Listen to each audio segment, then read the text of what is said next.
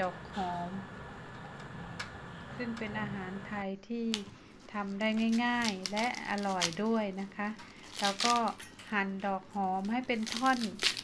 พอดีตามที่เราชอบนะคะ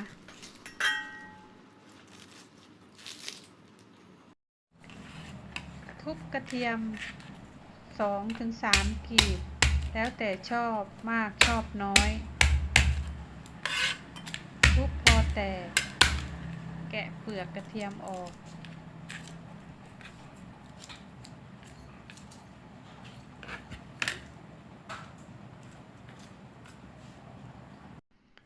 นำกระทะตั้งไฟพอร้อนเทน้ำมันลงไป 1-2 ช้อนชา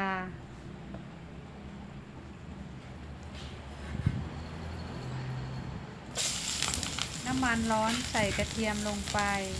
เจียวกระเทียมให้หอม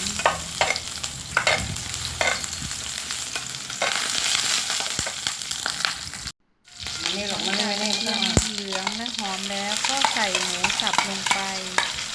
คนให้เข้ากันจนหมูสุกใส่ซอสถั่วเหลืองผงชูรส1 ช้อนชาน้ำตาล1 ช้อนชารสดี1 ช้อนชาคนให้เข้ากันเนื้อหมูเริ่มสุกเราก็ใส่ดอกหอมลงไป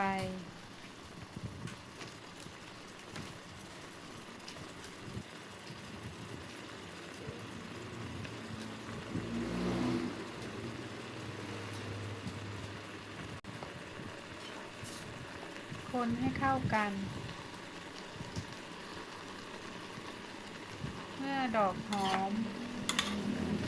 สุกชิมรสพอดีก็ปิดไฟยกลง